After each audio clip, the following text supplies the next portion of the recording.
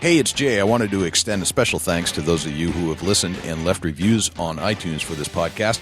Please leave a review if you haven't done so already. We sincerely appreciate it. We're producing this show independently, and unfortunately, that is not free. We have to pay for digital hosting space, software, equipment, websites, and travel out of our own pockets. But we'd love to keep this show going as long as possible. Pledge your support by visiting www.bigbuckregistry.com/pledge. Thanks for your support and enjoy the show. Big Buck Registry's Deer Hunting Podcast, powered by Advanced Takedown Tree Stands, episode number 192. Wayne Bolton, the Shed Hunting Fool. Please support our sponsors as they make this show possible. Today's show is sponsored by Advanced Takedown Tree Stands and Morse's Sporting Goods.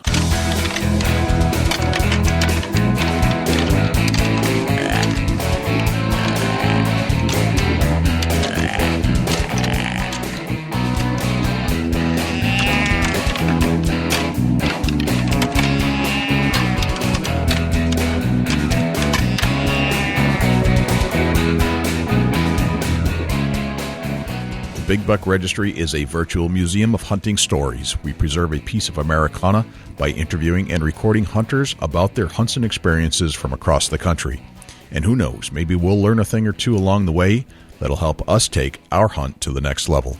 Hi, this is Dan Infalt from huntingbeast.com. You're about to listen to one of my favorite podcasts, Big Buck Registry's Deer Hunting Podcast. Hey, this is Liz Mitchell, a deer hunter from Paris, Kentucky. You're listening to my favorite podcast, Big Buck Registry's Deer Hunting Podcast. This is Matt Light, former New England Patriot, and you're listening to my favorite podcast, the Big Buck Registry's Deer Hunting Podcast. Well, hello, everybody. This is Jay, and I'm back here in the studios once again, hanging out with Mr. Phillips from the Ohio studio. We're going to kick off another podcast here. We're psyched you're joining us. What's going on, Dusty? Yeah, man, I tell you what, got Wayne Bolton in the house, and he'll be coming in here in a minute, and we're going to get this show rocking with talking about shed hunting, Jay. I can see the bag of antlers he's dropped on your basement room floor there. Yeah, it's amazing, the shed antlers that Wayne Bolton, shed hunting fools, brought with him. It's quite incredible.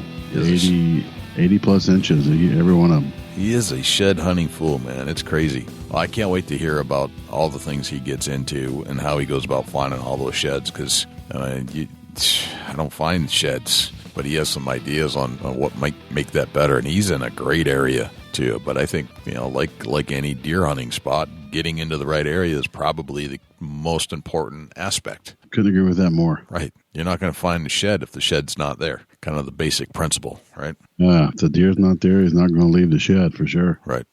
So I'm going to be down at the Trinity Baptist Church, the Trinity Expo, the Sportsman's Expo, on April 1st. So if you're in the Concord, New Hampshire area, please stop by the Trinity Baptist Church over on Clinton Street. And I'm going to be there all day. There's a lot of good sportsman-like things going on over there. So please come down to the Trinity Baptist Church on April 1st for the Trinity Sportsman's Expo. I have a question for anybody listening to the show. We're considering putting some of our content out that is ad-free. And by doing so, you'd have to purchase the app, but you wouldn't have to listen to any ads. So I'm asking for some feedback from everybody. I think I'm going to do a Facebook post, but if you could shoot me an email with some reflection on that, I would appreciate it. And shoot me an email, jay@bigbuckregistry.com. Would you listen to this content and pay for this content if it were ad-free? Very curious to find out. I know that there are a lot of things that I listen to or watch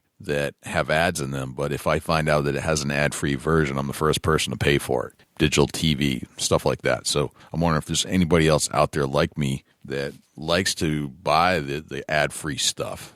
So if, again, jay@bigbuckregistry.com, and shoot me some feedback. We're thinking about setting up that kind of format. We are still looking for some additional harnesses for our harness program. So if you have any harnesses that came with your tree stand, any fairly new ones, and you're not going to use those harnesses, we could use them so that we can donate them to the people that need them, that don't have them. It's astonishing how many people don't have tree stand harnesses. So if you have some to donate, please let me know you've got them, or I'll send you an address on where to send those harnesses. Just initiate that by shooting me an email again, jay@bigbuckregistry.com. Can't wait to get into Wayne's bag of tricks and that bag of antlers he's got there. Before we go there, let's turn to Jim Keller with the deer news. For the Big Buck Registry, this is Jim Keller with the deer news. Our first story this week, Jason Hairston, hunting contributed $3 billion in conservation last year. This story was originally featured on the Fox News website and was reported by Julia Limatone. Jason Hairston's career began as a linebacker for the San Francisco 49ers in 1995, but today he is the founder of popular hunting brand KUIU. Hairston said his father introduced him to the hunting business as a kid, and his love for the mountains and adventure helped propel his brand. KUIU's gear has captured the attention of mountain hunters and even some members of the First Family. Hairston said he hunted with Donald Jr. and Eric Trump. The avid hunter also defended large game hunting, which has come under criticism amidst declining populations of big game animals in Africa. In his opinion, the sport is an important resource in conservation. We contributed as hunters $3 billion last year in conservation, he said, and the people that talk poorly about hunting or want to try to take hunting away from us, they contribute very little. Hairston said contributions including obtaining license tags and permits, which he noted can cost up to $100,000. That's over $2 billion a year that supports wildlife and habitat and biological studies and the fish game to protect them and all the laws that go around that, he said. Without hunting, who's going to manage the wildlife and the habitat? Special thanks to listener Dan Applebaum for sending us this story. Matthews launches a video tribute to women bow hunters. This story was originally featured on the deeranddeerhunting.com website and was written by Keith Barnett. Matthews recently released Drive, a short video celebrating women bow hunters who, despite obstacles and naysayers, dedicate themselves to this beloved yet demanding sport. The video features 4 women from across the country, a blacktail hunter and archery coach from Northern California, a western big game hunter from Bozeman, Montana, a whitetail hunter and cattle rancher from Missouri, and arguably the most prolific and most accomplished woman in bow hunting, Tiffany Lukoski. These women depict the dedication and work involved in bow hunting and how training and preparation silences the doubt and propels them into their hunt with confidence. In an industry so full of stereotypes and criticism, we felt women needed a message that was relatable but also inspiring, said Derek Nexon, Matthews' content manager. Drive was created to empower women in this sport to push through the doubt and fear and give it all they've got. So many women I speak to are curious and interested in archery and bow hunting, but are too afraid of failure or looking silly to even try, said Lukoski, co-host of the Crush TV. I hope this inspires women to go for it, because it's the challenge that makes the bow hunting experience so rewarding. Amanda Caldwell, a real estate agent and bow hunter from Bozeman, Montana, is featured in the video depicting the physical training required in western big game hunting. She echoes the appeal of the challenge. There are a lot of highly motivated women out there rock climbing and training for triathlons because they love the outdoors and seek sports that physically challenges them, said Caldwell. I think this video helps outsiders see how empowering bow hunting can be while also celebrating the dedicated women who are already out there crushing it. All 4 women in the piece are shooting Matthews' new women's bow, the 2017 Avail, which, like the video, is designed specifically to empower female bow hunters. Idaho Fish and Game ask Idahoans not to plant Japanese yew. This story was originally featured on the Fox News AM 1310 KLIX website and was reported by Benito Beza. Idaho wildlife officials have asked Idahoans to plant alternatives to Japanese yew after a large number of animals were killed this winter after eating the plant. In a news release, the Idaho Department of Fish and Game asked homeowners, landscapers, developers, and nurseries to use other decorative plants other than the poisonous shrub. This winter, Idaho Fish and Game says 30 elk, 50 pronghorns, and a couple moose, several deer, and a number of domesticated animals died from eating Japanese yew. The deaths happened all across Idaho, from Boise to Preston. Officials say any type of yew can be poisonous, such as Irish, English, or Chinese yew. Fish and Game has encouraged citizens to remove any and all yew plants for the safety of wildlife and pets. Even the dried yew leaves can be toxic and must be thrown away, preferably in a landfill where animals cannot get to it. Please use the link in our show notes to check out the rest of this article, which includes a long list of alternative, non-toxic landscape plants. That concludes this week's edition of the Big Buck Registry's Deer News. For links to the stories featured this week, please check our show notes at www.bigbuckregistry.com. If you have any questions for future topics or have any questions about any of these topics, please email me at jim@bigbuckregistry.com. For the Big Buck Registry, this is Jim Keller with the Deer News. Thanks to Jim Keller for the Deer News. Without further ado, here's Wayne Bolton, the shed hunting fool. Wayne Bolton, welcome to the Big Buck Registry's Deer Hunting Podcast. What's going on, my friend? How's it going, Jay? Doing well. You're sitting in the Ohio podcast studio next to Mr. Phillips, and I'm a little scared for you right now. I'm a little scared for myself. As nice as sheds he brought with him, Jay. Yeah, that was really nice of you, Wayne, to bring a nice collection. I did not expect that. Yeah, I figured I'd throw in a bag full. He brought a full big duffel bag loaded full of 80-plus inch antlers. Holy cow, dude. Unbelievable. There's some giants in there. There is some giants. I'm telling you, you got one out. I got one in my hand. It's like, oh, my God. Those are my babies. They're my babies, too. They just belong to Wayne. That is awesome. I don't know. Hopefully we'll have some of the stories told about where you find these things. Every day on Facebook, you're pulling up something new, and I don't know where you go or how you get them or what your strategies are. But, man, you are a shed hunting fool. Let's put it that way. That's right. Walk miles for piles. That's a perfect way to put it.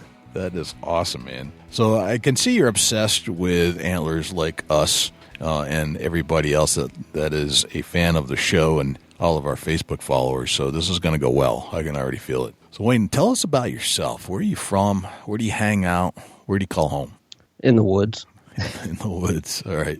Is there any particular segment of the country that you like to hang out in more than the next? I live in Brown County, which is southeast of Cincinnati. Lived in Tennessee for 10 years. Okay. Moved back to Ohio in 1996. That's where I call home. Are you from Ohio originally? Originally, yes. Born and raised in Ohio. Okay. All right. Who'd you hang out with in high school? Really, family. A lot of cousins. Okay. All right. And what about the shed hunting itself? I mean, this is more or less what I would consider the shed hunting show. And one of the things that we noticed, obviously, is that you as we can attest and as Dusty can attest to, is that you find a lot of sheds. And I want to figure out how the heck you do it, because not everybody I know is doing that. Granted, you're in a fantastic area, and maybe that's part of it, but I want to learn from you during this conversation, try to figure out how we can do it a little better on our own as well. All right, I'll take you through, like, let's just say this year. Okay. When I started out shed hunting, I started early this year. A lot of trail cameras tell me what I need to know. So January 14th this year, I had my first deer shed his antlers. Mm-hmm. I picked them up within 2 weeks. Now, January, February, till the middle of March, I do not hit the bedding areas. I'm always concentrating on the food sources. Okay. Do not I don't want to go in there and bump them out. And I learned a strategy over the years that if I stay out of the bedding areas and only go to that certain spot once a week, I pick up more sheds, and I don't bump the deer out as much as I would if I went there every day or went to their bedding areas. So I've put together a pretty good strategy. All right. So what's the theory behind that? Why do you think that works better? Well, in years past, one year in particular, probably about 6 years ago, I knew I was after a giant, and I thought, I didn't know if he'd shed, but it was March the 2nd. I went in there. I thought, daggone it, I'm going to go in this bedding area and I'm going to pick him up because I haven't seen him. Walked in this bedding area, boom. I jumped him up. He still had both sides. Never found him. Well, 2 miles up the road, about a week later, the farmer picked him up on his property. So that right there told me if I just waited until, they're there for a reason. They got food, cover, water, protected, stay out of there. So if I'd have just waited, then I'd been holding them in my hands.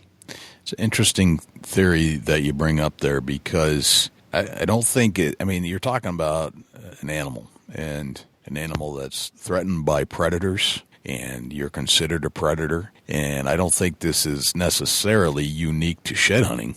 This is kind of how they act all year round. So if it's almost better to, as you said, stay out in order to get what you're looking for, and you're just picking up the periphery items, going where they're not during the times of the day when they don't want to be in those food areas. It's brilliant. It's simple, but it's brilliant.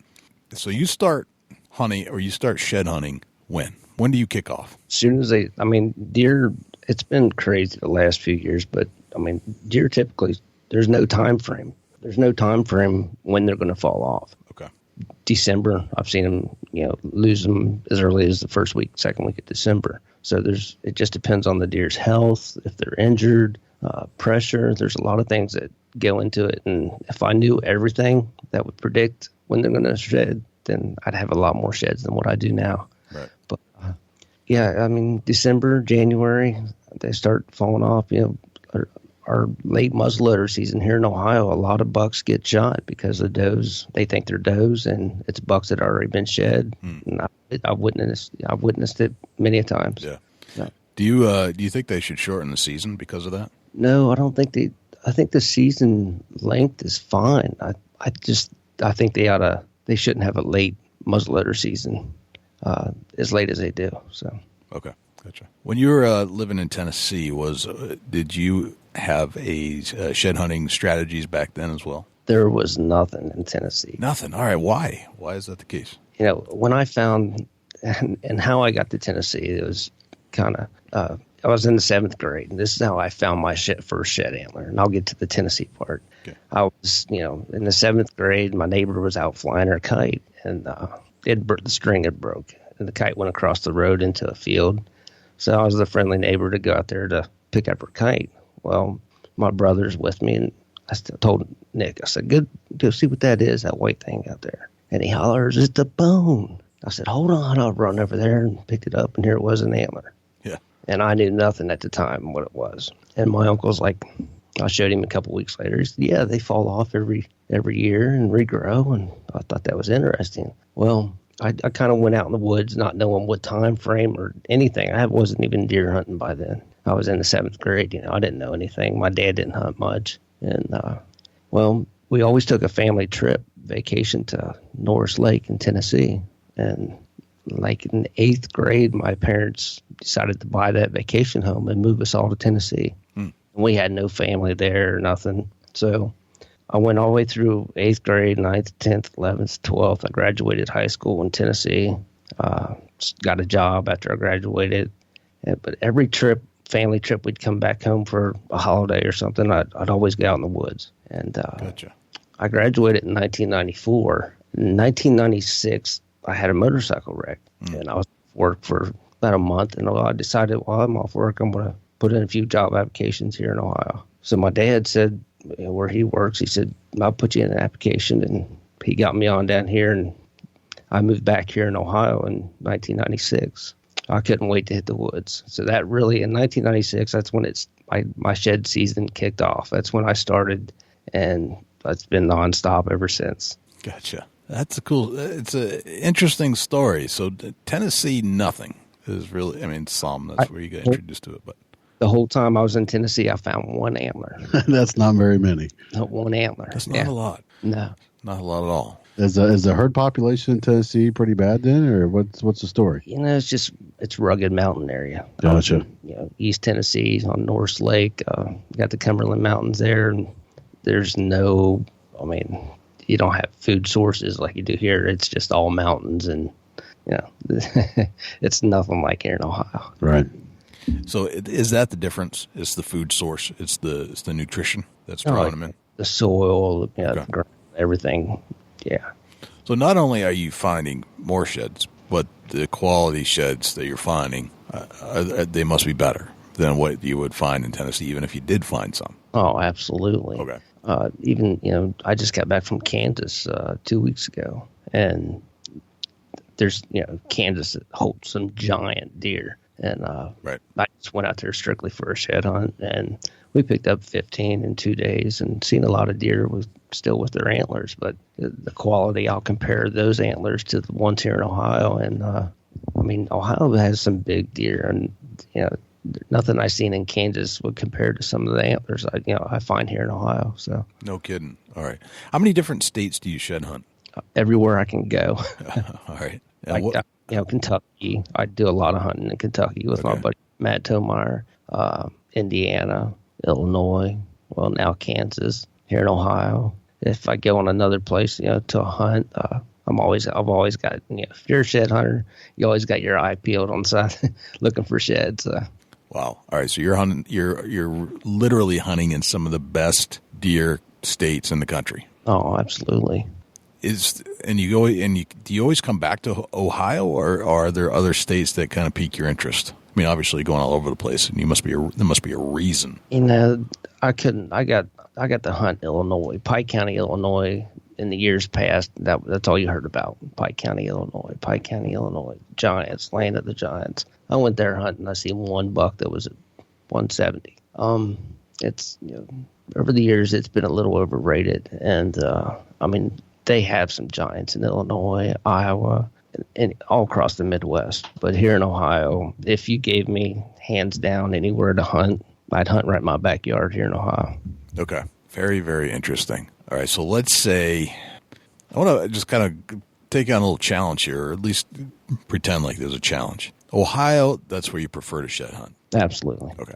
The other states where you go, I have to assume that you have a skill set, and I don't really know how simple this is. Keep in mind that where I live, if I find a good shed over the course of a couple of years, I feel like I won the lottery.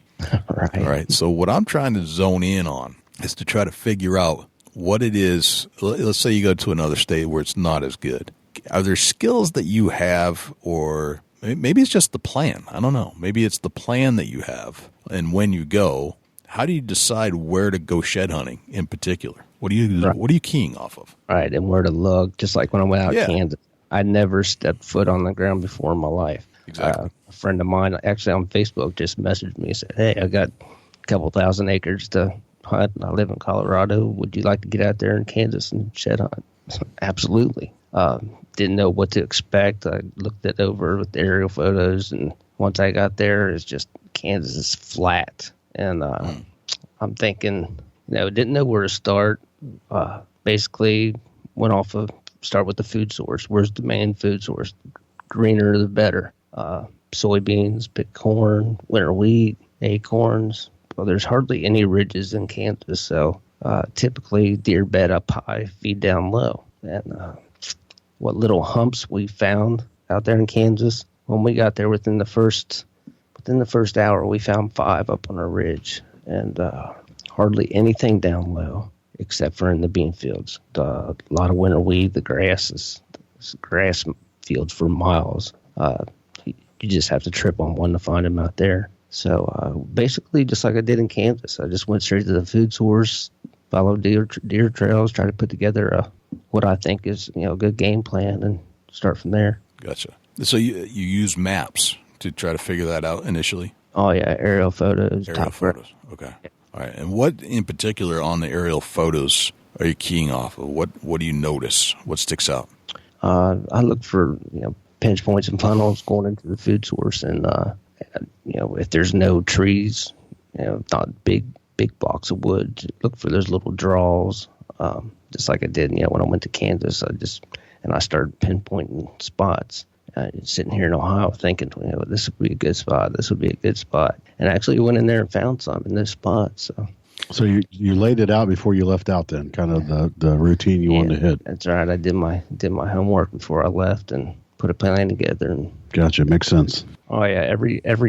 Every farm that I got, I always have a game plan before I go. And what I want to do, I don't go in there blind, because we can pull it up on MapQuest, check it out. It's the best tool I've got. And a lot of places I have, like my favorite, most particular areas are favorite spots here in Ohio. I live here. This is where I'm going to do most of my walking, most of my shed hunting.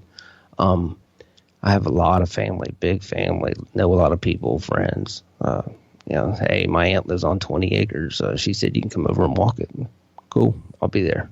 And then it escalates from there. And if I got 50 places to go, I'll space them out. I only go to, like I said, I only go one place once a week. If I go to this farm on Monday, whether I find 1 or find 10 or don't find any, I won't go back there till the following Monday. So interesting. All right, so you're almost planning this. You plan not to be in places as much as you plan to be in places. Yeah, I do not want to bump them deer out. If I know it's got a big deer on it, which here in Ohio, there can be a big deer. There's 160-inch deer around every corner. It's the way I look at it. Okay.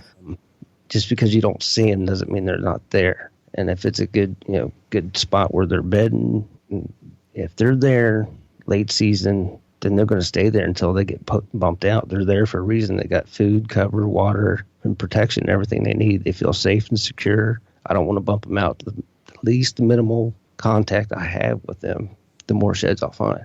Gotcha. All right. So you're looking at the food sources. You're staying out of the beds. That's your kind of your MO. Right. Okay. Until mid-March. Like right this week, usually around March 15th, 14th, 15th is when I start hitting the bedding areas. Okay. I just have that strict rule until mid-March every year.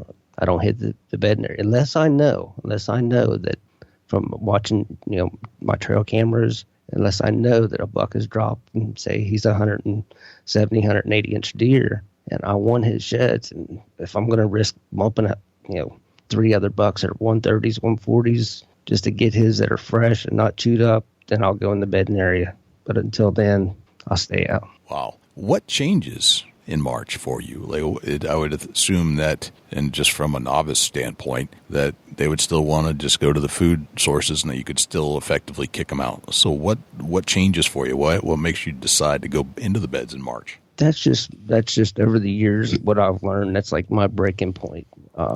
Early, figured the deer shedding typically January, February, March. By April, they should be shed. Right. This year is crazy, but I just got a rule of thumb just to stay out of the bedding areas, hit the food sources, winter wheat, hay fields, travel areas, could be cut bean fields, cut corn fields. Just stay in the food sources, walk the edges, just don't go deep and bump them out until mid-March. Like I said, because once I get in there, if I go before March and I bump that 180-inch deer out and he's already shed, then I just screwed myself because he's not coming back. You won't have a chance at those antlers. Yep. Most likely, if you bump them. Exactly. Very interesting. Okay. So within these areas that you are keying on, what parts of those areas do you usually find most of the sheds? Or what, like, let's say you get into a food source, and what's your first plan of attack once you get there? You've done the aerials. Yeah, you've decided that we need to check this spot out. You looked at their entry and exit points, their paths, so you can figure out kind of where you want to go. When you're heading in, do you have an inclination as to where you're going to find most of those sheds, or is that where you got to put your feet on the ground and to start investigating? All right. So throughout the years past, I typically keep the same places, and if I find sheds, then I know where I'm going to find them the next year. Okay. Nothing's going to change unless something, more construction, building, homes coming in, new roads, or unless something changes, those deer are still going to be on the same routine, the same pattern. It's just like if you kill a big buck, another buck the following year or the year after that's going to take his place. It just never fails. So these deer, what you don't see is that they are a routine. They'll do the same thing year after year, given if you don't bump them out. Now, say, here's a little story. I got one of my best days. I'll never forget this. I went into this place. It's 110 acres. First of all, I stopped on the side of the road. And this lady was checking her mail, and I rolled the window down and I said, told her what my name is, and I said I'd like to shed hunt on your property. She says, I only got one shed out back, and it ain't for sale. And I just laughed, and I said, ma'am, I'm calling it a shed. It's an antler. The bucks, shed their antlers every year, and I just wonder if you'd let me walk your place to find. She said, well, give me a couple days and come back. She was just mean and ornery. So I gave a couple days, and actually that whole week, and I stopped in there the following weekend, and she had 110 acres, and there was just one little hayfield in the middle of it.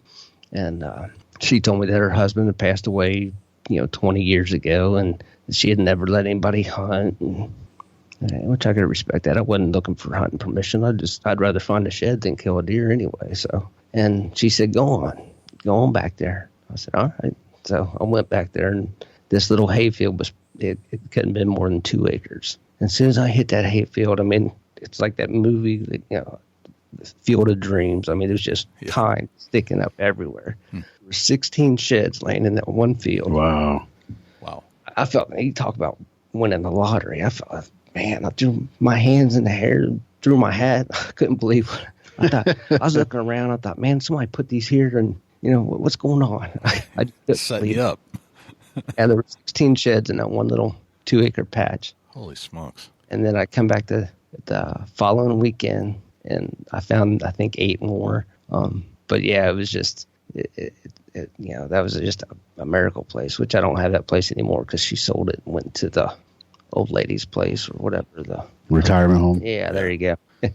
Gotcha. So, that's a fascinating story. All right, so you, over the years, once you find a spot, deer come and go. They get shot. New ones come in, but whatever deer are in the area, you can plan after you've mapped this place out. You've checked it out. You can kind of routinely expect to find sheds in this particular area on this particular property. Yep. Over the years. Yep, I do year after year. Now, like early in the season, I told you I don't go in the bedding areas. Right.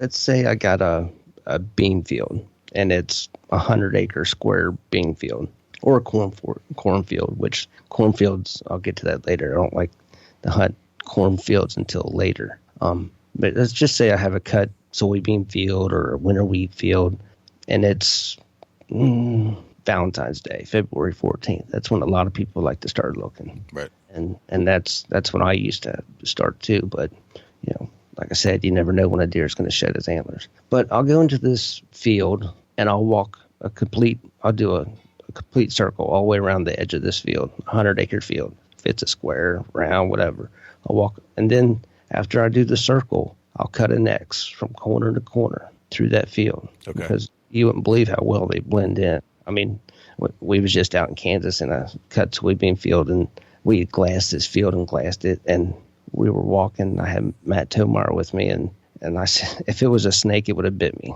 I mean, the 60-inch 5-point shed laying 2 feet from my boot. We didn't even see it. No kidding. Wow. And they blend in so well. It's just with the surroundings, and But yeah, that's how I do it. I know. And then, say the following week, I'll go back to that same spot and I'll do the same thing. Well, this time I'll step inside the woods 10 yards. And after I already made another circle around the field, cut an X, I'll go inside 10 yards and do another loop around, because big bucks like to stay on the edge. Right. So after I do that, if I don't find anything, well, figure it another week, which would be 3 weeks, then I can start to get deeper and deeper. So by March 15th,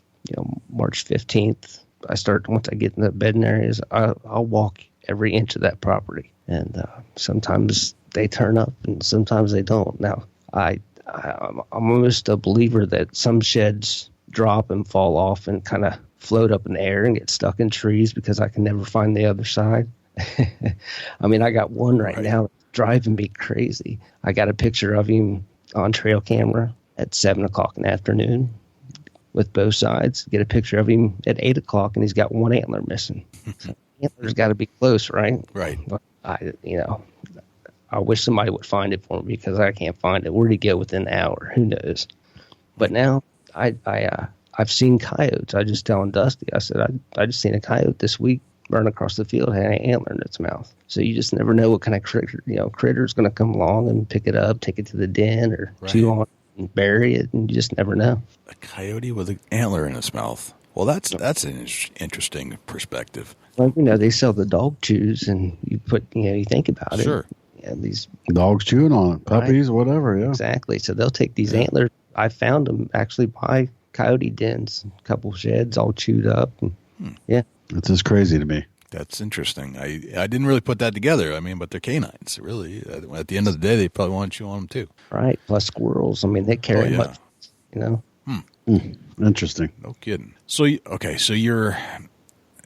have a routine, the circular X patterns. That's clearly described that, so I can envision all that stuff. And how much are you relying on binoculars? You said you were glassing fields. How much do you rely on those, and what does that add to your abilities? Right. Until maybe 2 years ago, I always thought, the lighter the better, and I never carried any. And then I got in a cornfield one time. I thought, man, I'm going to need some good binoculars. And because there was a monster deer, I wanted his sheds, the only place they were laying was in that cornfield because I had eliminated everything. They had to be in this cornfield. So I got a good pair of binoculars, and I'd go down every row, scan every row, scan every row, scan. Because in the cornfield, they all look, I mean, everything looks like an antler. And ever since then, and I found that buck sheds in that cornfield using the binoculars that way. And ever since then, if I'm going to be in the wide open big woods, I don't normally take them because I can walk up on them before. Don't want to waste any time using binoculars sitting on a ridge, and I can just walk. But if I'm in open ground, they're like my number one. They get with me everywhere. So. Gotcha. I just found one. What was it, yesterday in the cornfield? And that's how I spotted it with the binoculars. So great tool. How much time do you spend glassing versus walking? Well, over the last, just like I said, the last few years with binoculars, this year particularly, I've been glassing a lot, and they're still hard to pick up. I mean, if their time's down and in the right surroundings, they'll blend in. And I mean, of course, the bigger they are, the easier they are to find. Now, I've found some small. Now, everybody wants to find a big one. It's like, wow, well, if you can spot a little spike, that's just amazing. It's like picking a needle up out of a haystack. Yeah, right. But yeah, I spent a lot of time glassing, especially this year and last year. I'll stand in that field, get up in the bed of my truck, and just glass the field and see if I can spot anything. It saves a little bit of time on the wearing my legs out too. So. Gotcha. Yeah. So if you're walking, how big are these fields that you're walking? You get out there in Brown County, where I'm from, in that area, you get some of the 300-400 acre fields. They just keep going and going and going. But the majority of the time, you rarely find them in the middle unless that deer is crossing that field or running. Most of your big deer and bucks in particular, they're natures of the edge, and you'll see them. You'll find a shed within 20 yards at the edge of that field. Okay. They like to be close to cover. Now, like out in Kansas, everything's wide open, so we were finding a lot of stuff out in the middle, and they can see for miles. But here in Ohio, you find a lot of sheds within the first 20 yards on the edge of the woods, and the first 20 yards on the edge of the field also. So, any other variations that you've noticed from state to state other than actual quantity?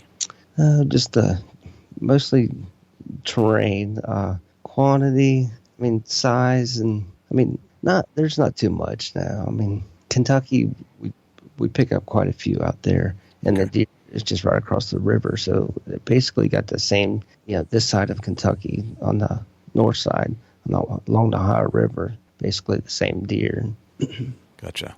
And do you change your strategies at all, going state to state based off of the terrain that you have to encounter? Yeah, sometimes, rule of thumb is deer bed up high, feed down low. And that I try to use that philosophy everywhere I go. If there's a high spot, deer like to bed up high and feed down low. It's just the way it's always been. That's their nature.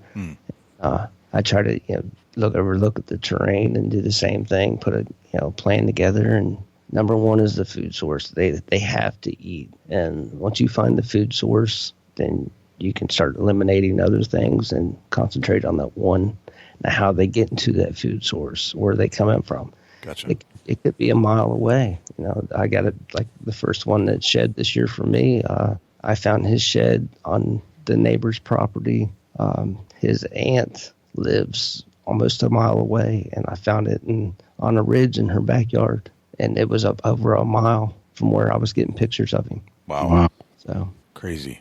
You mentioned something about cornfields, and it sounds like it's another strategy of yours. Right. Tell me about that. Cornfields, I try to wait because cornfields take more time. So I try to put them off till the end of March, like right now. I found my first one of the year searching the cornfield. I think it was yesterday. I can't remember, yesterday or the day before. it just takes more time. Everything looks like a corn stalk. I mean, and I don't ride ATVs or anything. I do walking everywhere I go. So I know guys that take their ATVs and run through the cornfields, but I don't do that, and I don't want to, especially if I'm on private property. I don't want to run up the farmer's ground or make anybody mad. So, but cornfields, I'll do them the same way I do a bean field, except when I get done, then I'll cut that field in half, or I'll cut it in quarters, and I'll start scanning through the rows. Binoculars are a must, and I'll just walk from row to row and get half that field, and then I'll do the same thing with the other half. But like I said, a lot of times, if I can't see the middle of the field, that's fine, because a lot of my big sheds, or any deer really, they like to they feel secure on the edge, near woods, near the bedding area. The only time I think really find him out in the middle is if the deer was spooked, or if he's traveling, got a trail through there, we'll drop him out in the middle. But that's in the cornfield. Now, winter wheat and stuff, you can find them out in the middle, soybean fields. But like I said, I don't think it's big deer are just their nature's their cover and on the edge. So yeah, cornfields take so much time. I mean, if I got a 100-acre cornfield, it might take me 3 hours to cover just that one field. Gotcha. And that's walking and glassing. Yep, that's walking and glassing. Okay. Yeah, because you're walking each row, picking up binoculars. Wow. How many stock antlers do you see? That's what I said. And then once I think if I spot one, I'll have to walk 50 yards down that row and dig on it. And if it's not a shed, then I'll back up and have to go to the next row, start where I just left off. And yeah, it can be a pain in the butt, but it saves a lot of tractor tires too. Of the terrain that you're covering in these food sources, sounds like it's corn and soybeans mostly. Is that correct? Yeah, that's our basic food source crops here in Ohio. Right. Corn, soybeans, winter wheat. Okay. The very cool thing, Jay's been down to Brown County. I have. I know exactly what you're talking about. Right. Wide open, big, long fields and tree lines. And Some small ravine woods and a few decent-sized hollers we crossed, I reckon. Yeah. The slipperiest mud on the face of the planet. Truly is. I've never actually walked on mud as slippery as the mud in Brown County. It is insane. It's like it's been implanted with silicone. I don't know how they do it, but it literally, I couldn't. Just a basic hill. I got stuck. It was raining and snowing a little bit, and you had to get a running start, or you were not going to make it. So would you get 3 tries? I did. Yeah, you go to just follow up on that. You go to New Hampshire, and it's all granite and sand. Just the opposite. Exactly the opposite, right? Sand. It's unbelievable. There's really not much mud in New Hampshire. Like if there's a water hole, it's because the rock's got a wore out spot in it, like an indention. Yeah, like when I was out in Kansas, I wasn't expecting cactus. I didn't look into that. I checked for poisonous snakes and what could eat or kill me out there, but I didn't expect any cactus. And luckily we had boot insoles, or we would have had some cactus points going in, some thorns going in our boots. Wow. That's interesting. That's very cool. Now how long do you shed hunt for? You start, January-ish. How long into the year do you keep going? Typically, I got 3 months, January, February, March. Once it hits April and, around Easter, everything's greening up so much. They're hard to see, and basically you're just wasting your time. Unless you step on one, you're not going to be able to see it.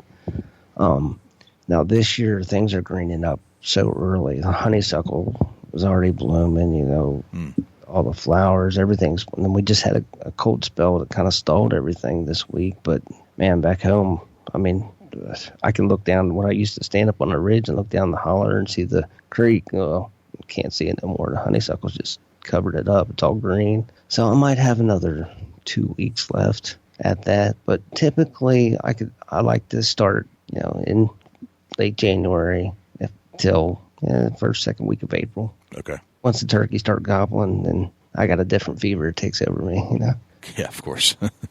we get that bug too.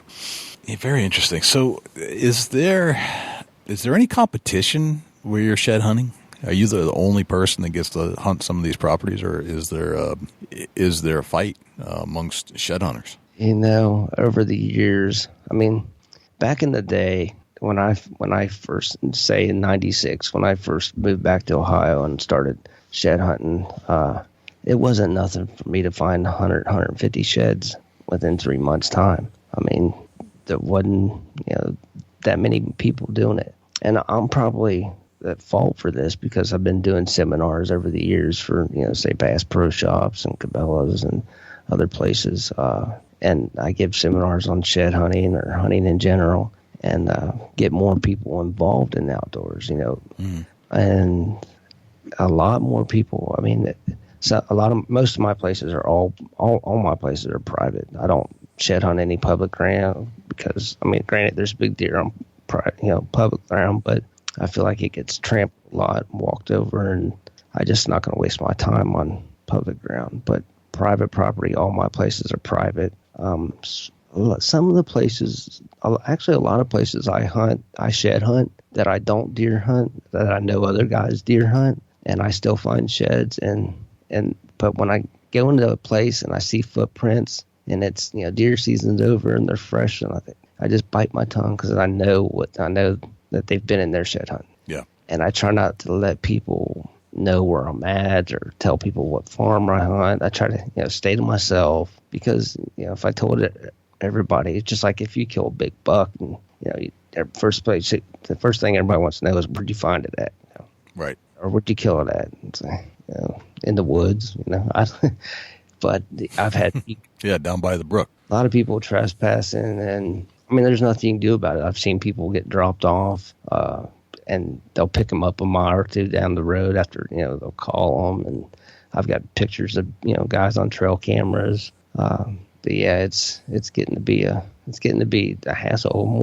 Once people start finding out that sheds were worth money, basically, because a guy can come in and buy shed antlers and sell them to a trade that they're making these dog chews and toys and stuff with and reselling them, and you buy a little 6-inch dog chew antler for $10-15, sometimes more. Well, you can once they find out that people can make money off of it, then you're going to have some trespassing. And so my shed numbers have went down in quantity over the years. I was going to ask you if because of that it's gone down, and what kind of a market is out there for antlers? Are they getting fair dollar, or is it just a couple bucks for these things? Just here recently, I started getting into how much deer antlers are worth, and over the years, I never sold any. I probably gave away. I couldn't tell you how many antlers I gave away over the years to, like, if I do a show or a seminar, every kid that was in there, I'd give them a little antler. I might have gave away 100 antlers just at one show. Wow. And just because that kid, never had an antler before, never seen one, and I just give them to him. It mean more to me than, what am I going to do? Just throw up my box and bring it to the next show. So, but I just started getting into how much they're worth because people always tell me, man, would you just sell all your collection and retire? And I just laugh and joke about it and never really thought much about it. And about 8 years ago, I had a guy come up to me and he wanted to buy my whole collection. And I don't know how many I had at the time, probably a little over 3,000,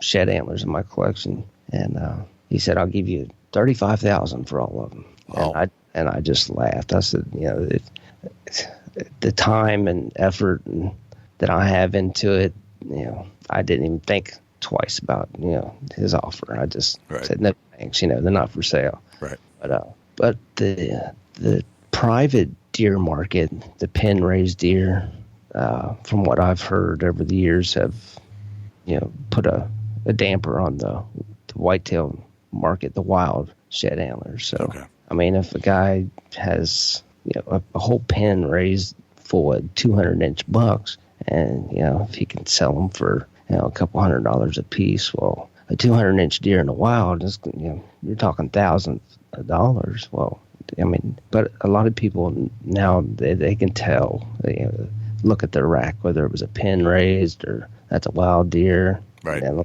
lot of time there's speculation, but the market for pen raised deer has hurt the market for antlers and what their value and what they're worth and considered as a wild deer. But still, big is big. So right, the bigger they are, the more they're worth. Gotcha. Is snow ever a factor down where you're shed hunting? Snow. Yeah. Until this year, we've only had 3 inches of snow.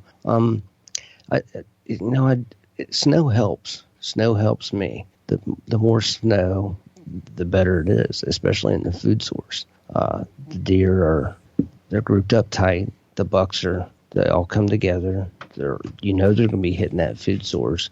Now this year, say with a limited amount of snow and everything's green, these deer, it's just so hard to find sheds this year because everything's so spread out. They can browse anywhere.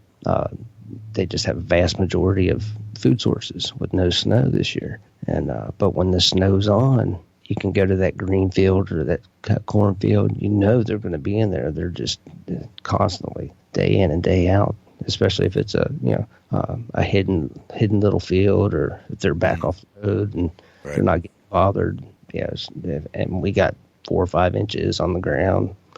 They got to eat, so they're going to that food source, and it's a guarantee. I can go to that food source and pick up sheds as long as I stay out of there and wait, be patient. Patience is a lot.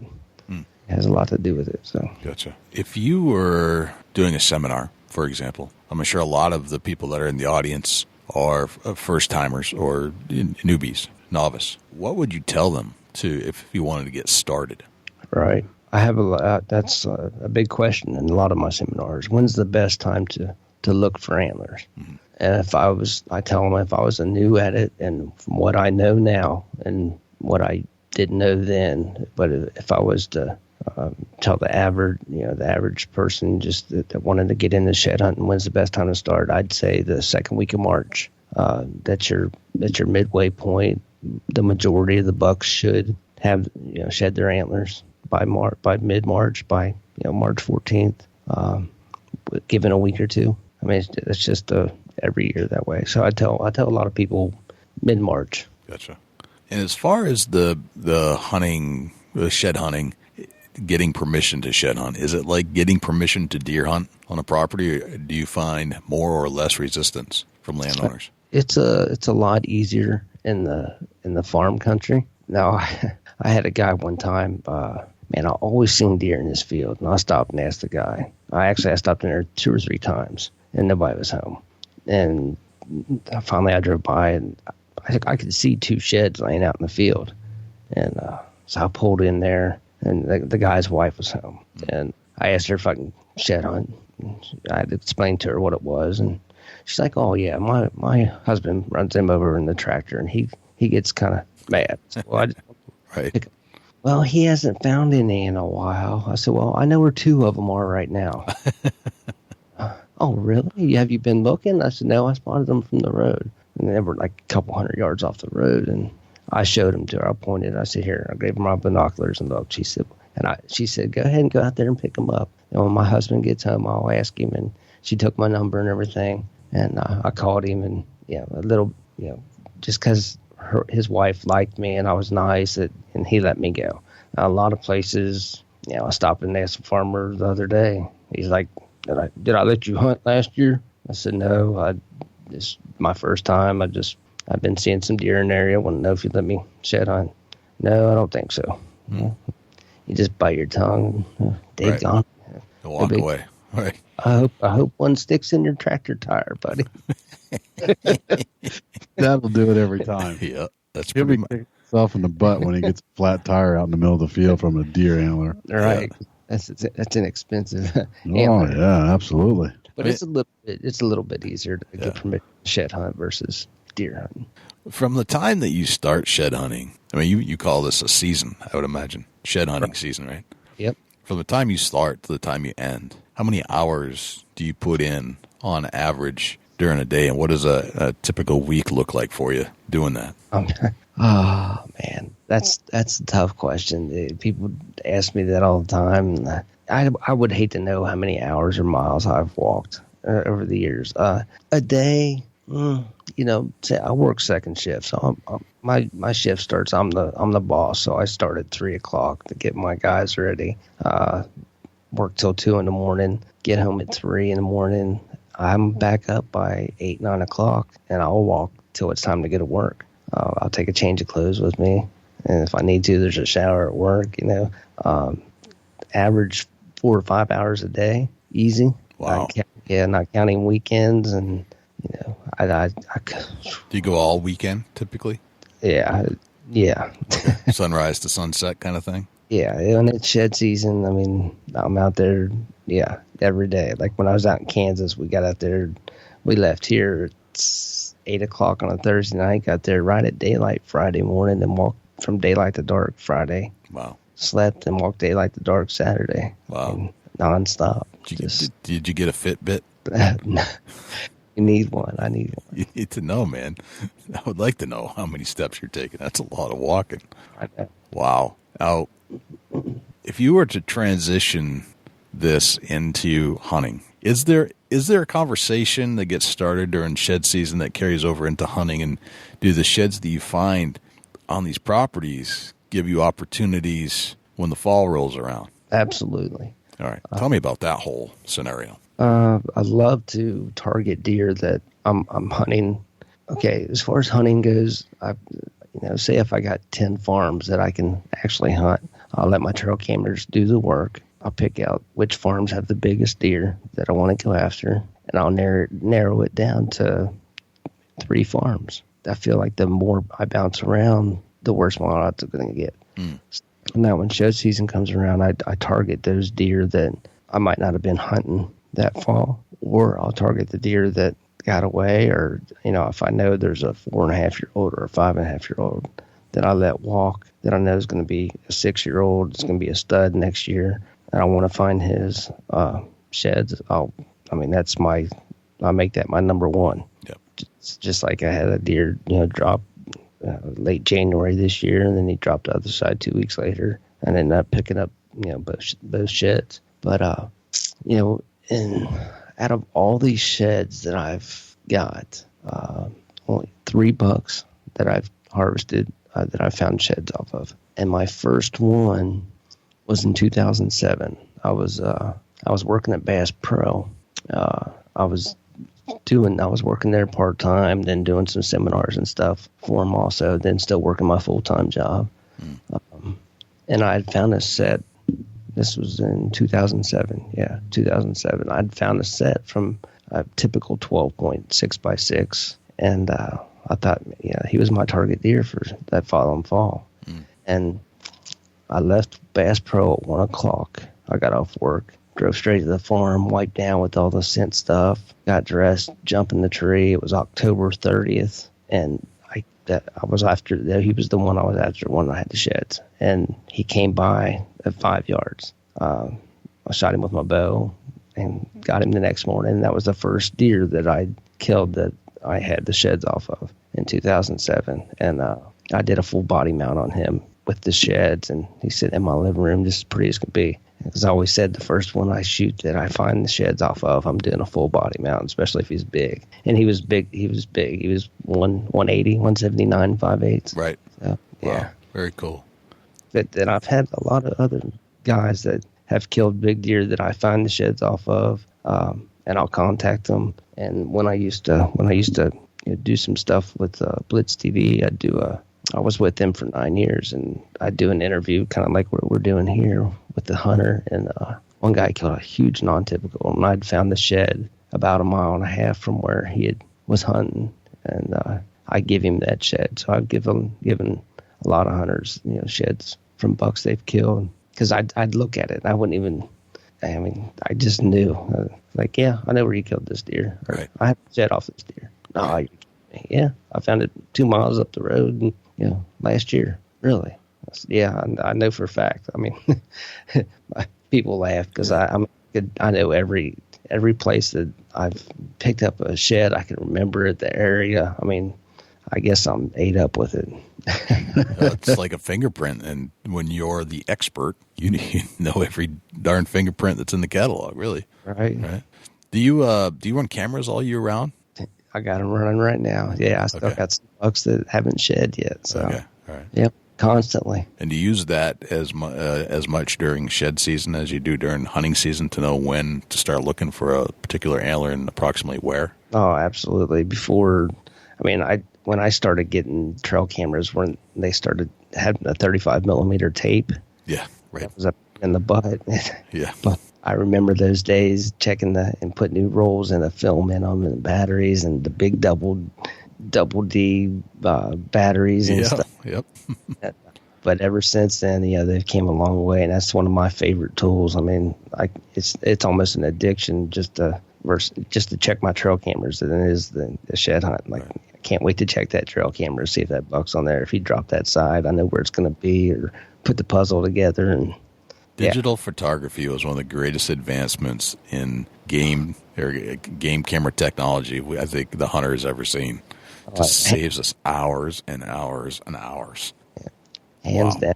Yeah, that's the best tool. I mean, yeah, it's great. Now they got these cell cams where you can, they'll take a picture and you don't even have to interrupt anything. You can sit in your office or bathroom or wherever, and your phone goes off and it's a trail cam picture of that buck. Yeah, it's a great tool. It's a heck of a tool. Wow. Very, very nice. So I think we covered a lot on shed hunting. I'm a shed expert right now. I learned a lot just from doing that. And, I think a lot of this stuff could apply to other parts of the country if you just take the fundamentals out of it, even though, it's a different terrain, different styles, different, timber settings versus agricultural settings. But the fundamentals are the same. One thing we didn't talk about is the hardwoods. Now, I got some places that I shed hunt that's just hardwoods. There's no grain fields. It's all big woods, and that's a little bit different. Yeah, I'd like to hear your take on that. On the big hardwoods, you're typically, like I said, deer bed up high and feed down low. Now, I like to hit the ridges where that sun, when it comes up and it hits the side of the first ridge, which would be like an easterly ridge where that sun comes up and it's facing where the sun comes up. Especially if we have snow. Those are the best ridges. The ones that those deer lay and browse, and those are the money spots. If you got the south-facing ridges. Yeah, southeast, southeast. Right. If you got a north or a west, I don't even really concentrate on them. I just go to those, the southeast, southeast slip, where that sun hits the most. And then you got a lot of briars or oak ridges where they didn't get gobbled up by the turkeys or squirrels. If you can find acorns, they're still available. So honeysuckle, but it takes a lot. You got to be slow and observant. Then other spots I like to look versus the big woods is what I call rabbit country. Right.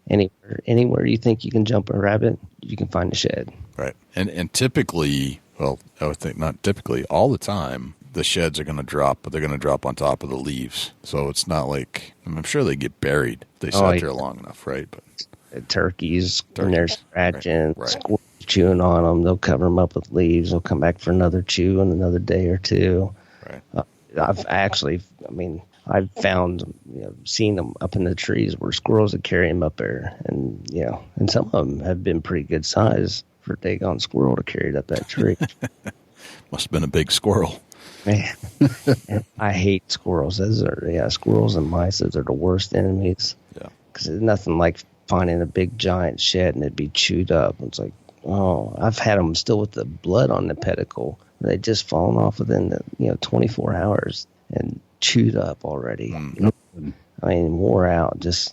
They've chewed 20 inches off of it. I think it just depends on the area. Some places I'll find them, and they've been laying there all year and haven't been touched. They're a little weathered, but haven't been chewed on. It's just, it blows my mind. Wow. How many, or I don't know if this is even the right question, do you count how many you actually collect throughout the season? I used to, a lot of people were, how many you got this year, Bolton? Or how many you find this week? And I got to know what I'm up against. And it's like, a lot of people look at it as a competition.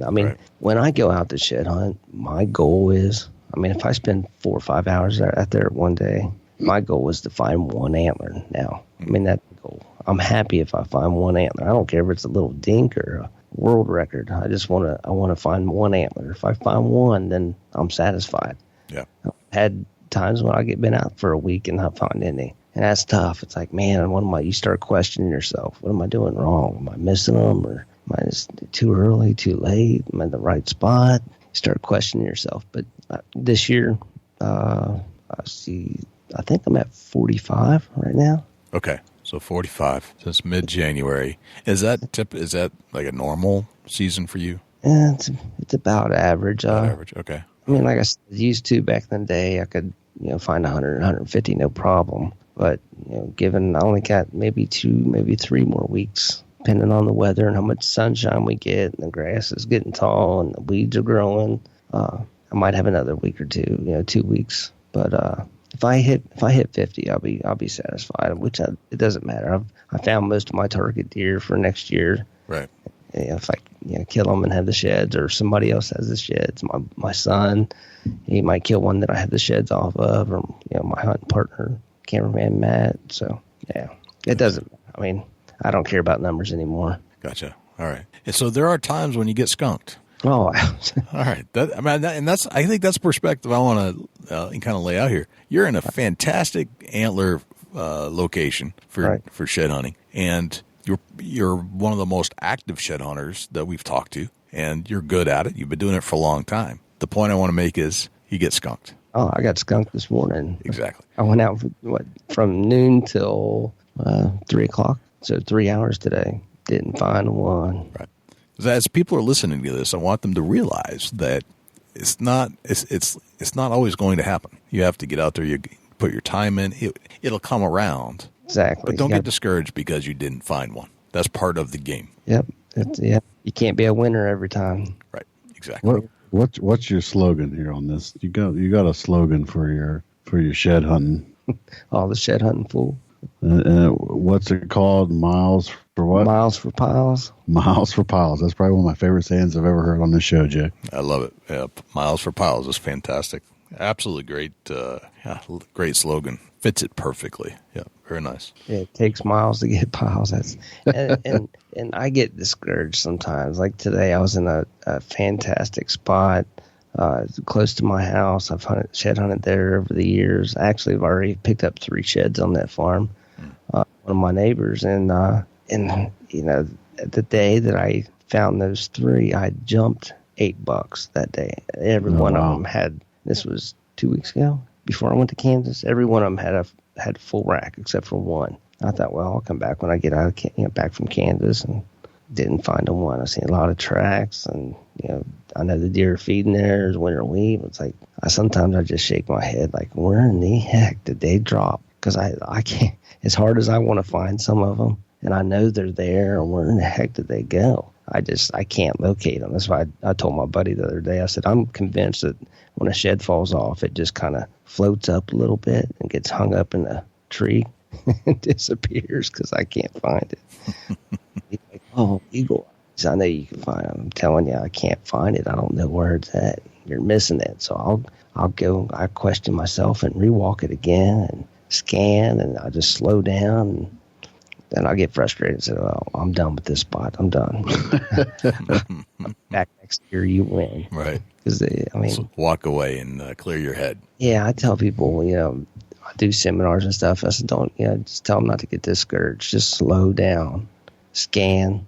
I mean, you got to scan. Don't look just at your feet. And I'm scanning side to side constantly, turning my head left, right. Try not to get too ahead of myself and look too far forward. They're so easy to walk by. Yeah. Oh, yeah. Another thing I want to talk about is taking people with you, shed hunting, or partners. Yeah. Back in the day, I'm not going to mention no names, but they know who they are if they're listening. I took a guy with me one time, and he wanted to shed hunt. That's fine. Yeah, he'd never been shed hunting before. Real close to me, and bring his kid. That's great. Let's do it. Well, we're walking across the field, and this guy, actually, I'd spotted it was a set laying side by side in a cut bean field. Mm-hmm. And I'd seen him a long ways, but I wanted to get up there close and let the kid see it, and so he can run up there and give them to him. Right. I'll tell you, the guy pushed me out of the way and run up and grabbed him. I just shook my head. He's like, I found them. They're mine. And here I was going to give them to his kid, but right. And then you get some. Now I tell people. I mean, I just had a lady ask me yesterday. She messaged me, and I told her, I said, I'll be more than happy to come out there. She's got some big deer.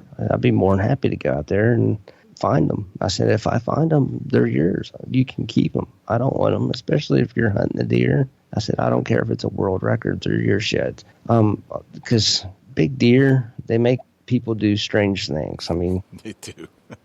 You couldn't have drove the nail any harder with that phrase right there. I mean, it breaks up families and relationships and friendships and just over an antler. Right. So I tell people, I have tons and tons of people ask me, take me shed hunting, you want to go, and some I do. I've taken few, mostly relatives, and some people I just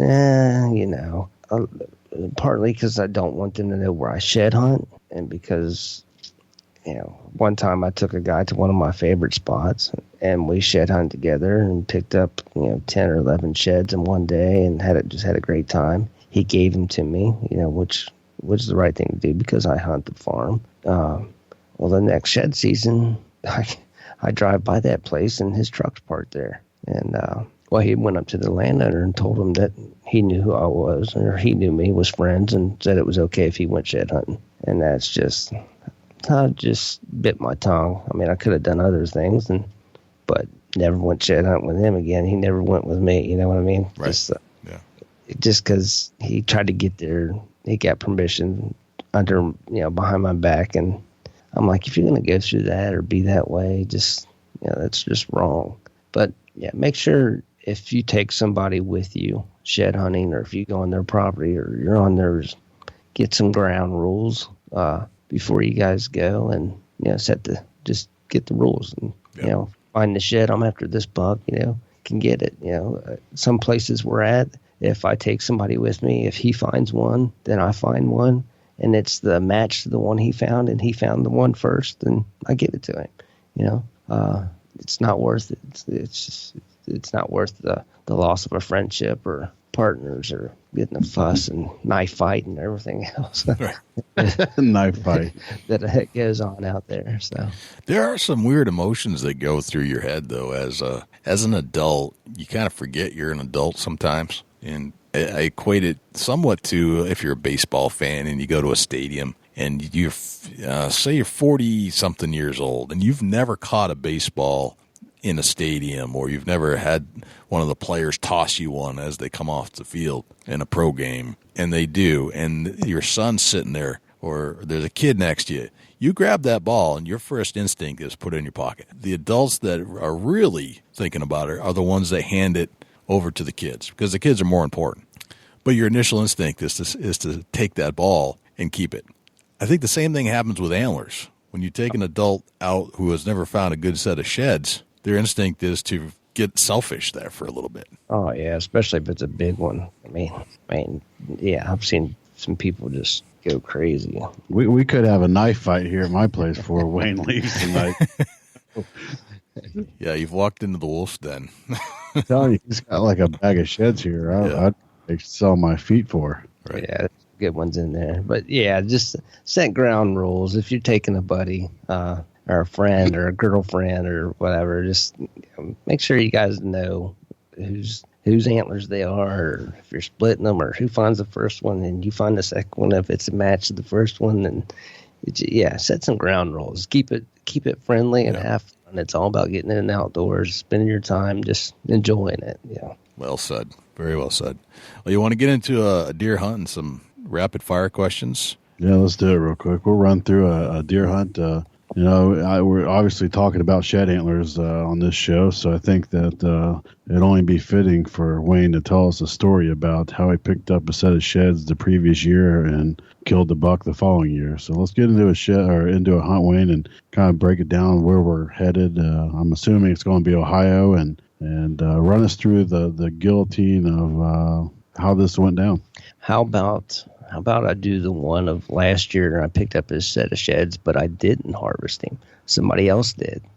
Let's get into it. And this was a giant. I have so many I have a history of this deer for 5 years. And I had actually had a buddy when he was 3 years old. Not my buddy wasn't 3. The deer. This buck was 3 years old. And I had a buddy I was filming in the blind with me. And this buck I nicknamed Curley because his rack comes all the way in. His main beams curl in. And at the time, he was 165 inches at 3 years old. And I'd already filled my buck tag. And my buddy had already, he had a doe tag, but he had a buck tag. That's what we were there for. And I made him, I just shook my head no. I said, no, you can't shoot him. I said, I'll let you draw back on him. He was only at 10 yards. We were sitting in the blind over a food plot. I said, I'll let you draw back on him, but do not hit that trigger on your release. So, and I was filming. I film all my hunts, everybody that's with me. Well, after that, I had found that deer sheds. I'd found Curley's sheds that year, that winter. Now, the following year, he disappeared. And I got one picture of him, and it was November 11th during the rut.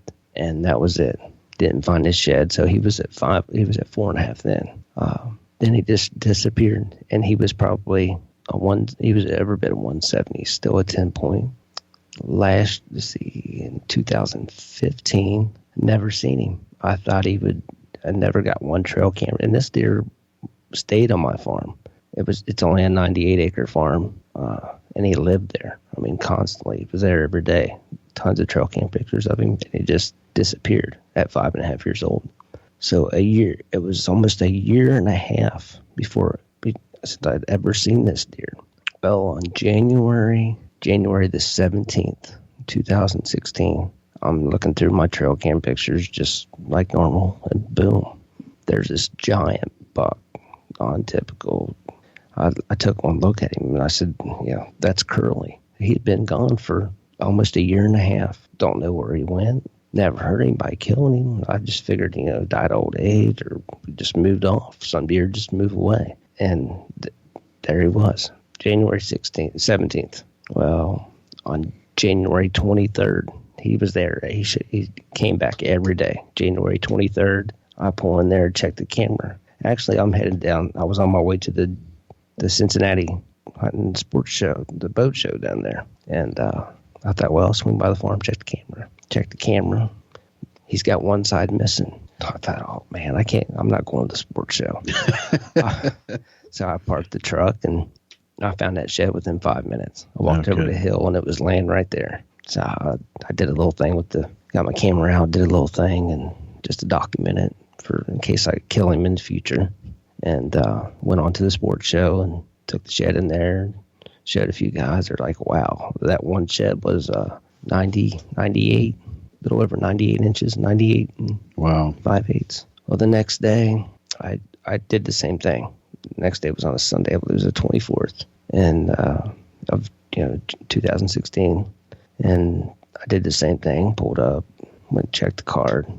He was there at 12 o'clock at night, still with the one side. 2 o'clock in the morning, he showed back up and didn't have no antler. He'd already shed it. So I parked the truck. I thought, well, I'm going to do whatever it takes to find this other side. Well, lo and behold, he carried it another 24 hours that other side, and it's thick and huge and massive. And he dropped it 50 yards from where I found the first one. No kidding. Yeah, just over the hill. So now it was 50 yards away from the other one from the day before. So we did I called Matt up, and he brought the camera, and we did some B-roll and finding the sheds, because I got a huge history of this deer. And so now 2017 season opens up, and I'm fired up. This deer, he was those two sheds, he was 203 and some change. And I've never killed one over 200. My biggest deer is 180, and I had a good feeling. Well, he kind of stayed away, and he was all around me. And this deer was so visual, I had to call the wildlife officer and let him know that it looked like a parade out in front of the farm, because this deer, he would stand, full rack, summer, full velvet, stand 10 yards off the side of the road, people taking pictures, and he was just so visible. It was driving me nuts, and we was afraid he was going to get poached. And boy, as soon as he shed that velvet, they got a different stage of mind because he went nocturnal. And I got a few pictures here and there. I just kept holding out, and that was my target deer. I wasn't going to kill anything unless I was after Curley. Then I got a phone call. It was opening day of shotgun season, and a guy across the street, which is pretty cool that this guy shot him, because as soon as I got the call, it was the neighbor. He said, Curley's dead. Well, of course, my heart just sank. Like, daggone it. Who got him? I thought, well, Jack got him. He said, no, I didn't kill him. He said, a guy leased some property over here. Just got into hunting. Took his son out, and he'd never killed a deer before. He popped up a ground blind and a little pile of corn there, and he said, and that was the first deer that he'd ever killed. He said, this deer, and he said, Curley just come walking across the field, 8 o'clock in the morning, hour and a half after daylight. He said he had 50 yards. He stopped and he shot, and he went down. And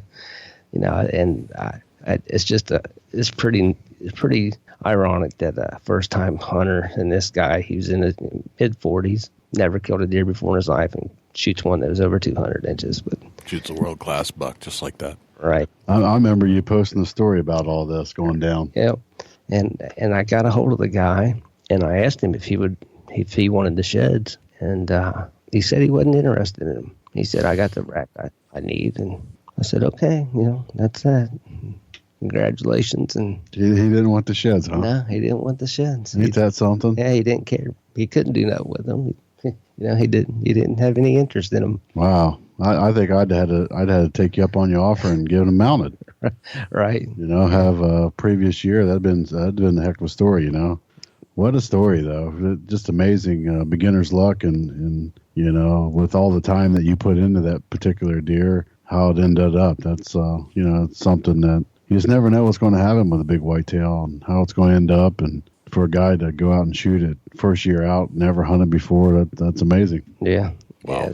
Yeah. A nice ending, though. Yeah, nice ending. In a lot of ways.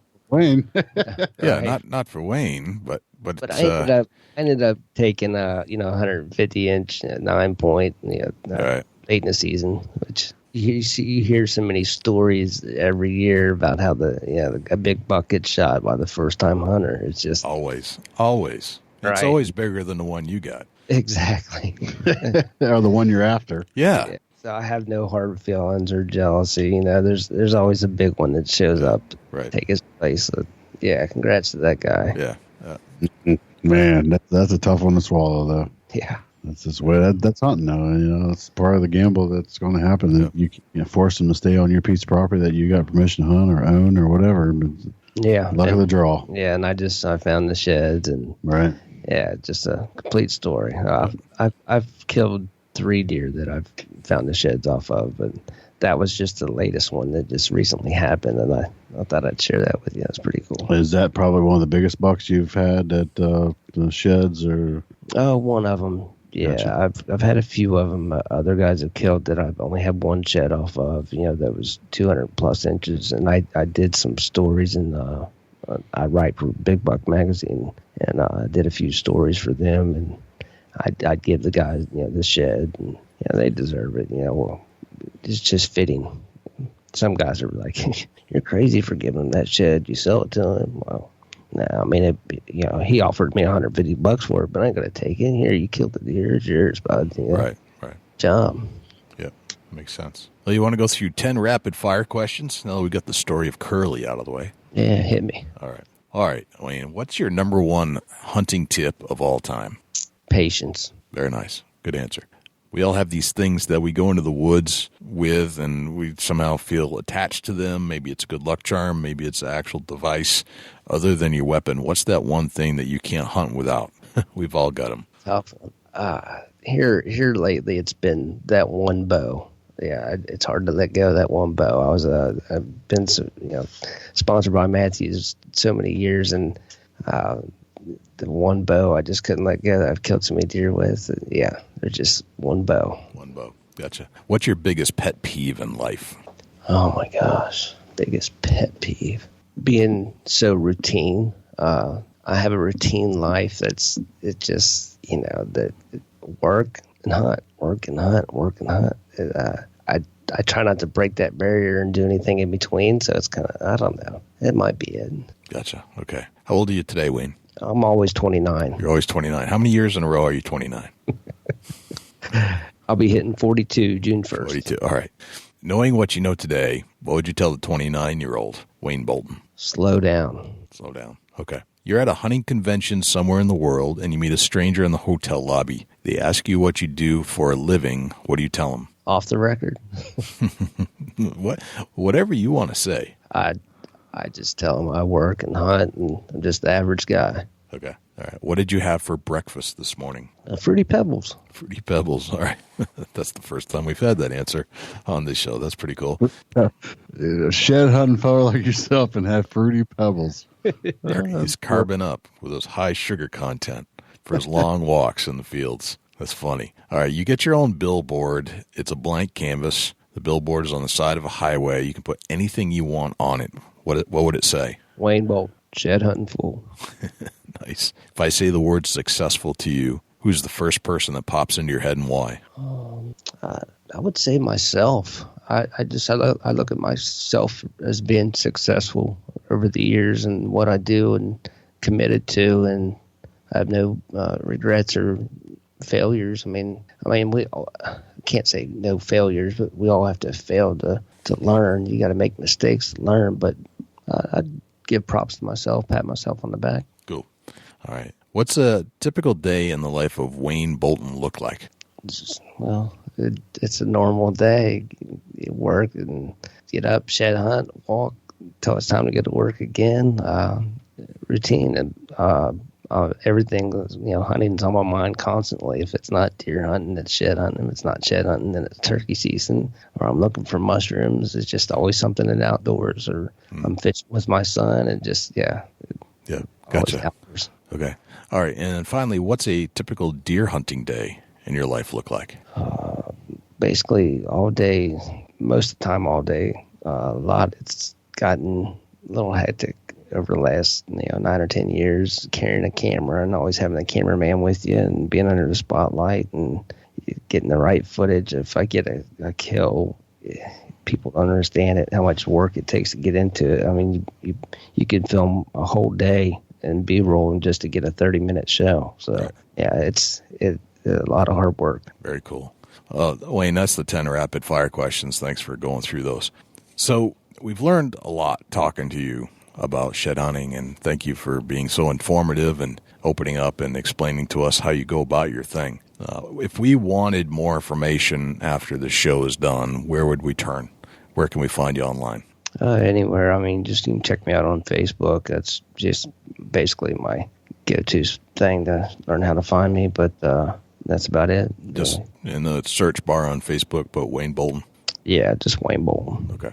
All right. Any YouTube channels or anything like that? No, never. Right. Just Facebook. People always ask me to do this, do that. Yeah. I feel like I don't have no time for it. So right. Gotcha. Awesome, man. Well, it's been a pleasure, and thank you so much for joining us on the show and telling us how you do your thing. It's helped me out. It kind of opened my eyes to a few things that just a little foreign world to me, really, because we don't get nearly the activity that you're capable of getting down there in the southwest part of Ohio. That's awesome. Most people think that once deer season's over, it's over, but it's a full-time thing. I mean, I start to shed hunt and find out what survived, and it's just fun. It's a big blast to get out there. I encourage everybody to get out there and walk, and whether you have the best spots at 5 acres or 10 acres, it doesn't matter how much land you got, public land, private land, or just on the road. Just get outside and get off the computer, get off your cell phone, quit playing games, get out there and walk, get some exercise, enjoy the outdoors. So seriously, how big were those antlers that he brought into your studio? Oh my God, dude. Unbelievable. You see stuff like this, like in somebody's collection. I can see Jay Fish having these kind of antlers. Right. just amazing. Collector's paradise kind of thing. Yeah, and the guy owns over 4,000 antlers. He owns 4,000 antlers that he's personally found. He's not an antler buyer. He's not a trader. He's an antler hunter. Right. It's amazing. I don't think he's paid for any before, right? I mean, these are all things he just finds out there. Yeah, this all natural shed hunter. Crazy. He just gets out and he puts the time in. That's what's amazing. You watch him on social media, and it's every day the guy's out shed hunting and he's finding antlers. Right. Yep. He's Cool. very impressive. Very impressive guy for the amount of hours and dedication that he puts in, and it's just a pure love for the hunt. Right. Just awesome. And listening to him talk when he said, I'd rather find a shed than kill a deer. That meant a lot. Yeah. He cares a lot about the animals. Yeah, he's addicted to shed hunting. Well, thanks to Wayne for sharing all his little secrets there. That was pretty good. Kind of like a sickness, It's pretty cool though. Yeah. It's a cool sickness. Yeah. Saying that in a good way. Exactly. Yeah, it's a good addiction to have. Right, for sure. I mean, it's great exercise, and wow, just the freaking miles you got to put in to find antlers like that. Yeah, be curious to find out how many miles he actually walks. Right, no doubt about It's a lot. It's a lot. Anyway, do we have a Chubby Tines tip of the week? Yeah, Jay, we sure do. Right now is the time. The Chubby Tines tip of the week is sponsored by Morse's Sporting Goods. Firearms, used firearms, bows, used bows. Located at 85 Kentucky Falls Road in Hillsborough, New Hampshire. Give Jim a call at 603-464-3444, morsessportinggoods.com. Your dollars go further in New Hampshire. There's no sales tax. Morse's Sporting Goods. And I do this myself, so I'm speaking from experience, and this is how it unfolds. Right now is the time where the farmer is starting to get his stuff out and get prepped for the season to come as far as get ready to plant his crops and all that stuff. So it's time that he may need a little help. And by doing that little help, that helps you get you permission on your hunting grounds. If you're trying to get into a farm, the guy's a farmer. He's going to need some help hooking up equipment, greasing equipment, backing up stuff, and getting things out of the barn. One Saturday or 2 Saturdays can go a long way with a guy that's out there trying to get his equipment prepped for the season. So stop by. If he needs to change field cultivator shovels on his field cultivator, it's 2 bolts on each one. You pull the bolts off with the impact wrench, you put the new bolts on, tighten them down, and move on to the next one. It's pretty simple stuff. Even if you're not a farmer, you can help him hook up a piece of equipment and help him get prepped for the season. And man, I tell you, just a couple good 8-hour days goes a real long ways with a guy that's got a lot of the ground that you can hunt on. Get that trust built up, and let him know that you're willing to pitch in a few hours or a couple days worth of work to hunt his place. Man, it goes a long way. Gotcha, man. That's a great tip, man. Helping the farmer with just some chores around the farm.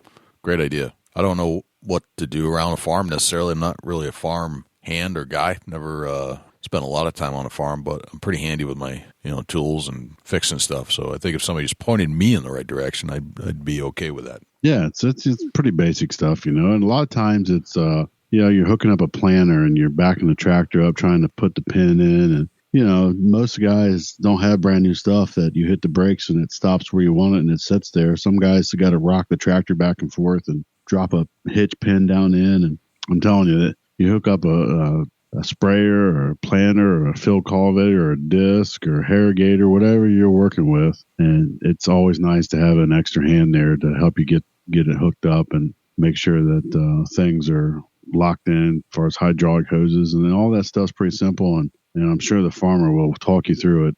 When somebody helps me hook something up, I'm usually right there looking behind me saying, hey, do this, do that, do this. So it's pretty simple stuff, but to stop and make that effort to help him out, and I'm telling you, it'll go a long, long way. Very, very cool, man. Very nice. Well, I think that's a great tip. Dusty, where can we find you when you're not hanging out in the studios with me? First and foremost, shoot me an email, dusty@bigbuckregistry.com. You can look me up on Facebook, Chubby Tines Outdoors, Instagram and Twitter @Chasing Antler. Jay, where can the people reach out to you when you're not on the mic? Like you said, I think email is probably the best place to start. It's jay@bigbuckregistry.com. You can always follow us on Facebook, facebook.com/bigbuckregistry. And likewise, following suit, twitter.com/bigbuckregistry, instagram.com/bigbuckregistry, youtube.com/bigbuckregistry. And by the way, now YouTube is hosting all of our audio that's been turned into a video, so you can listen to this show over on YouTube. That's pretty darn cool. You can also find us on Stitcher and Blueberry and on the Libsyn channels. And we're still part of the Outdoor Podcast channel.